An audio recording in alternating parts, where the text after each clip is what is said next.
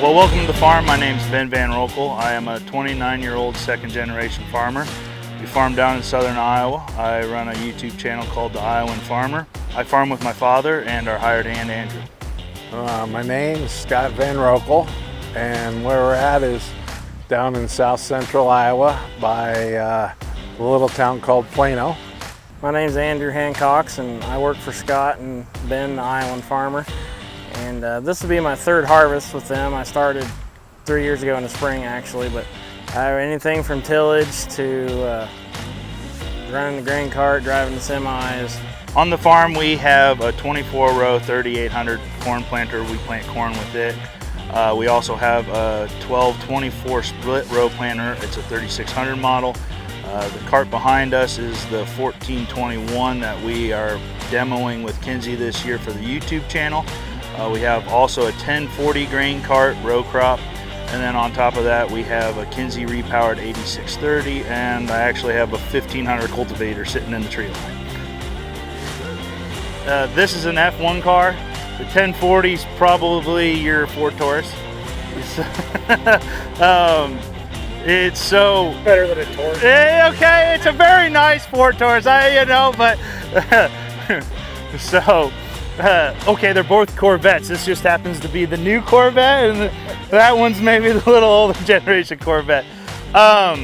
Comparison, this year, the 1040 grain cart's been a fantastic grain cart for us. I've never had to work on the grain cart at all. It's worked. It's been bulletproof. This year, we've been happy to demo this 1421 grain cart. We're blessed down here in southern Iowa this year with a really great corn crop. We were worried about the possibility of keeping up with the amount of grain that we're shelling. With putting this grain cart to use this year, our combine has not had to sit. With the extra capacity that we have, the 750 bushel unloads rates, the combine, even when it's shelling as much corn as it is, has never had to sit. So we're pushing out more bushels in a day than we ever have, and the only thing that's changed in our operation is the grain cart that's sitting behind it. I love that cart. I love how narrow it is for going down the road. I love the height of it. It's not so tall. I think the tractor is taller than the cart, or at least the swirly lights on top. So you don't have to worry about catching power lines or nothing. I like the auger coming forward off the front of the cart. That is a huge thing to me. I love the scales. There's nothing that I found I don't like. 9 times out of 10, I no-till beans the next year into the stalks, and I love the tracks on the cart because significantly less compaction, whether you're no-tilling or whether you're going to till it. But a lot of guys got to go in there, try and till it to get rid of the compaction that they put in there hauling their grain out. Well, with the cart and the big tracks, it was like we're getting a whole lot less compaction, and we're having a dry fall, having a great fall. So we're not damaging the field at all with the combine, not damaging the field at all with the cart and the tractor. And so it looks like 2022 will be a no-till year for us again, our beans, at least in our corn stalks.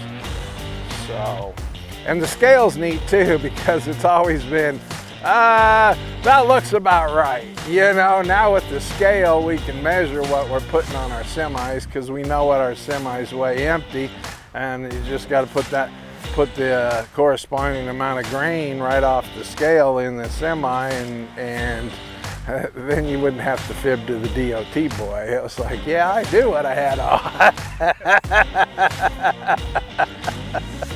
Maintenance is really easy. You look at the bogey wheels every single day to make sure that there's oil in all the bogey wheels. They have clear sight glasses. And then once a week you hit the grease zerks. There's 6 grease zerks on the tracks. There's one on top of the auger, and then there's a grease bank on the side of the transfer box. Yesterday I did it, and it took probably less than 5 minutes to pull maintenance on this grain cart. Maintenance is simple. Kinze as a brand, obviously blue, planters, grain carts, but as a company, we've been familiar with them my entire life.